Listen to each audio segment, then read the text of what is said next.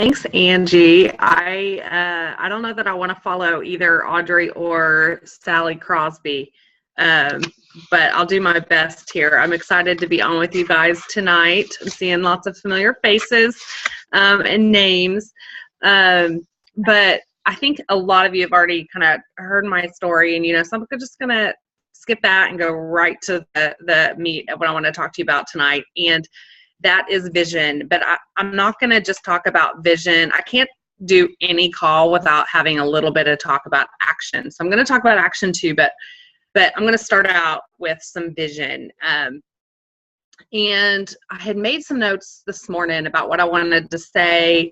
And then my husband and I were driving around today, and he is a big fan of Robert Kiyosaki, the Rich Dad, Poor Dad. And this audio was starting to kind of speak to me, and some of the stuff that he was talking about was a little bit like of what I wanted to talk about tonight. So I'm gonna share. I made some notes about what that was. So I want to kind of open with Robert Kiyosaki. This is from his Rich Dad Cash Flow Quadrant, the Guide to Financial Freedom. I thought all this was very interesting. So there was a study done that showed how people who were born into poverty, how they became wealthy, and 3 qualities that all of them possessed. And I thought this was just so interesting. The first one was that they maintain a long-term vision and plan. Okay, and that's why we want to talk vision here tonight. But the second one is that the second quality that they had was that they believe in delayed gratification. Now, I think about the sacrifices that we make in our businesses is delayed gratification. I'm going to give up TV for a season in my life. I might even give up a hobby that I enjoy for a season of my life. You might even have to give up some family time for a season of your life, but the reward on the other end is so much greater. That's that delayed gratification. The third quality that all of them had was that they use the power of compounding in their favor. I want to come back to that in a little bit. At the end, the whole compounding part, I think that it was such an interesting thing. But and then conversely, this was also the same study, wealthy people who then lost everything and went from wealthy to poor, 3 qualities that they have. I mean, it's like it was just opposite. One, they had a short-term vision, living for today, the desire for immediate gratification, that goes together. And then they abuse the power of compounding. And what he went on to talk about was that they're not learning. I mean, my husband said, yeah, they're focusing on the Kardashians, and yeah, I mean, that's a perfect example. They're just like living for the moment, not thinking about the future that I need to be growing and pouring into myself. So I'm going to come back to that compounding feature there, that characteristic. But so as we talk about vision, we talk a lot about Plexus being a legacy company. And that means that we're going to be here in 50 years. Mary Kay is a legacy company, sort of. I mean, they forced them to retire. That's a whole nother talk and topic. But they've been around for generations. And Amway is a legacy company. Plexus is going to be a legacy company. We are in the beginning stages of that legacy company, and we are 7 years in. And think about how Mary Kay or Amway was 7 years in.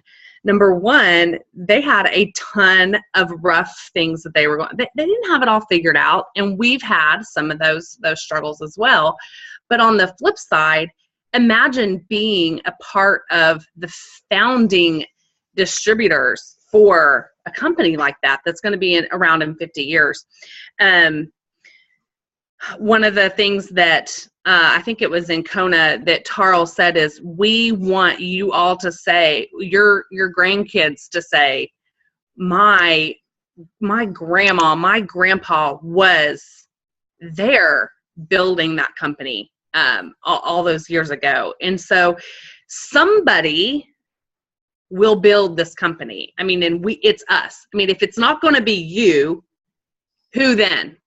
Who will it be? Why not you? If it's not you, it will be someone. So that's where we are in this whole life, in this life cycle of this company. We are so new, and this is where we're headed. So you get on, stay on this train, or in 30 years your grandkids will be like, yeah, I think my grandma was, dabbled in that, but she quit. But like, don't quit. You could be a part of this huge, huge thing.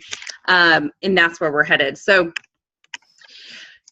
I want you to do, and we're not going to do it right at this moment. We're not going to pause, and I'm not going to have you do it, but I want you to, if you're writing down, I want you to write down these questions. And as you're going to bed tonight, I want you to do it tonight. I want you to write down these things. Okay. So this is a little bit connected to your why, but it's also just vision.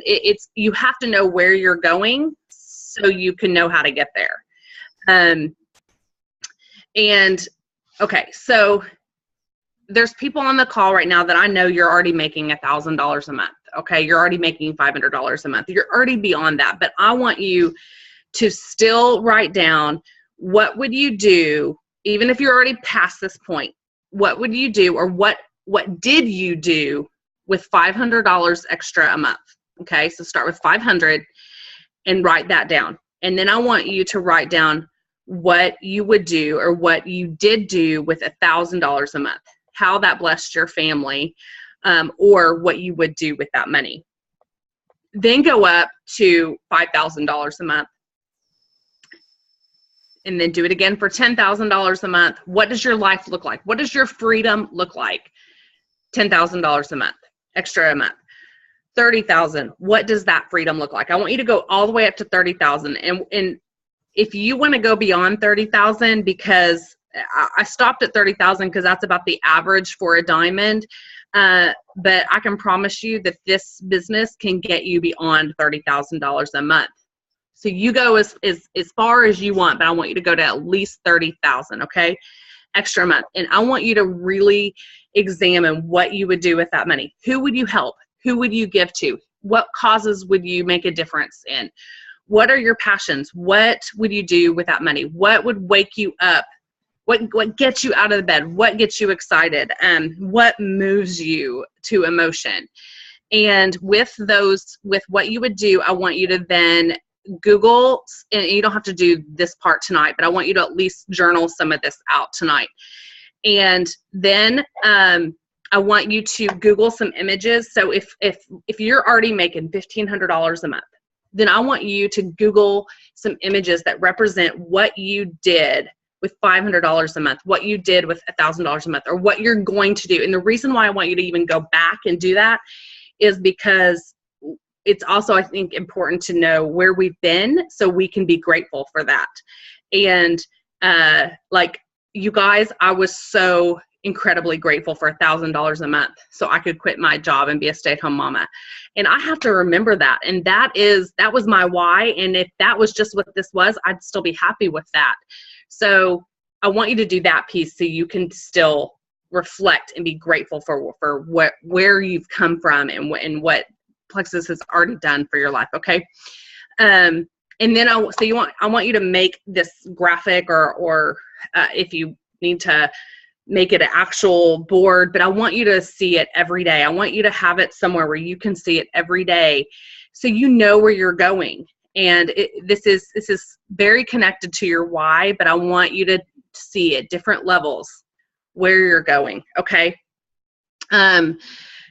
So another thing I was thinking about, we went to church on Sunday, and they have this, man, like why, the whole why thing is hitting me at all these different angles. And there was this video about it, and a couple things that I remembered from that video was the how does not matter if the why is not big enough. It doesn't matter how you're going to get there. It doesn't matter how you're going to build this business. The daily action doesn't matter. The how doesn't matter unless your why is big enough, because your why has to be big enough to push you past all the struggles, all the no's, all the back office issues, the credit card problems. Your why has to be big enough that it will keep you on the course when the struggles come, not if the struggles come, when the struggles come. So vision, to know where you're going, it's very tied to your why, but I want you to really paint that picture for yourself. It's going to look different for everybody. But what does that freedom look like for you? What would you do with that money at those levels? And this isn't all about, I mean, like, it's not, sure, if you want to buy things, if you want to go on a trip and take your family to Disney, or a family trip, those are all awesome things too, but don't just think material things. Okay. This is not what this is about. Like, who would you give who would you help? Okay. Okay. So now I want to tell you guys, and I don't share this very often, so you guys are in for a little bit of a treat tonight. I'm somewhat uncomfortable sharing some of these statistics, but I think that whenever I have shared them with people, they come back to me and say, that was really motivating to see, like, that it's possible for me, you know, that I can do this. And the stats I want to share with you are a couple different ways. My total number of level ones. If you consider I have 2 positions and then my husband is signed up, we have between 3 positions, 100 level ones. 22 of those 100 level ones are actually building a business. 37 total, so 22 is included in this 37. 37 are either building the business or are wholesale ambassadors. So that is, do the math, 63 white lines that I have. I have a lot of white lines too, you guys. They're normal, and guess what I'm not doing? I am not harboring, I am not begging them to see the vision. I'm not begging them to come back. Who are the ones that I'm spending my time with? My 22. The 22, between 22 and 37, those wholesalers, I'm treating them like customers. But the ones that are getting my time are those 22 people that are working the business. So 22. Now, I want to bring you down to my first position here. My first position, 46 level ones. 18 are either working the business or wholesale. 12 of the 18 are working the business. 12 people have turned into, when you go 10 levels deep, over 200,000 people. They're not all active, but 100,000 of them maybe are. 12 people have turned into 100,000-ish active ambassadors. 12 people, you guys. You don't need, this is a numbers game. You don't need to go sign up 200 people and 100 of them are working the business. No, you just need a few people, 2, 3, 4 people to work this business and to see the vision and go for it with you. But to get to those 3 or 4 people, it might take you 20, 30, 40 people to get them signed up, because not everybody will see it. Okay, so there's some statistics on what that looks like. Now here's some other statistics for you. Oh, shoot. I pulled that number and I closed it out. Okay, so I don't really have this complete, but I want to tell you, so I pulled some of this, about a week ago. I have 274 jewels in my downline, 243 senior rubies, 287 rubies, 848 senior golds. And this is where the number, I didn't get it written down. I didn't get however many golds written down. But this is where I want to go with this information, is that if that many people can achieve this level of success Anybody can do it. And the only thing standing between you and this kind of success is time and the consistent effort. Why not you? It can be you too. So time and consistent effort. Time is going to pass anyways. It's going. There's nothing we can do about it. But the consistent effort is you. That's the variable that you can control. So I told you we were going to wrap this back up with that compounding effort. The compounding, they use compounding in their favor. So we're going to come back to that in a second. But here's what I want to talk about: that consistent effort, compounding with that consistent effort. So this takes me back to the John Maxwell event that I went to not too long ago, and I know Angie and some of you probably watched online. But when we're talking about effort, there's two parts of this, in my opinion, and things that I'm learning, especially after that John Maxwell event. There is effort in personal growth, and there's effort in income producing activity. If you were to, so let's focus on the personal growth. 10 pages a day of personal growth every single day. So these are bite-sized chunks, baby steps to personal growth. You read 10 pages a day and you are growing. And here's someone who's not doing personal growth. This is that compounding effect, okay? So you're doing personal growth, 10 pages a day. In 6 months, you're up here. They're still down here. In a year, you're up here. They're down here. In 2 years, you're up here and they're down here. And with that personal growth, you can't give what you don't have. So this person up here has a whole lot more to offer this world and offer a team and offer people than the person down here. And this is just 10 pages a day, 10 pages a day, 10 pages a day. And the same goes with the other part of that. There's the personal growth, then there's the income producing activity piece. So compounding effect. If you are spending 20 to 30 minutes a day on income producing activity, reaching out to people and following up just a little bit each day, bite-sized chunks. How do you eat an elephant? One bite at a time. A little bit here, a little bit here, a little bit here, a little bit here, a little bit here, a little bit here, a little bit here. More seeds, more seeds. You're planting more seeds. You're planting more seeds. See how where you are in growing a business as opposed to someone who's not putting in that consistent effort and activity. That is the part with the compounding effect. So that I was talking about with those three qualities that people, they use that compounding effect. They don't go run a marathon and do a blitz in 1 week and then sit back and do nothing for 2 or 3 months. Every single day. A little bit of activity, effort, every single day, every single day. One bite at a time, one step at a time. And then going back to, and this is kind of what I want to close out with, we'll have talking about the activity.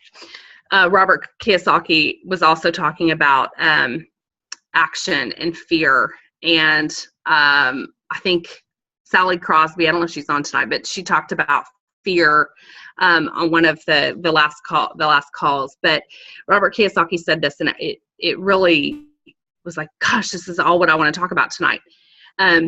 He said, people are paralyzed by their emotional fear of making mistakes.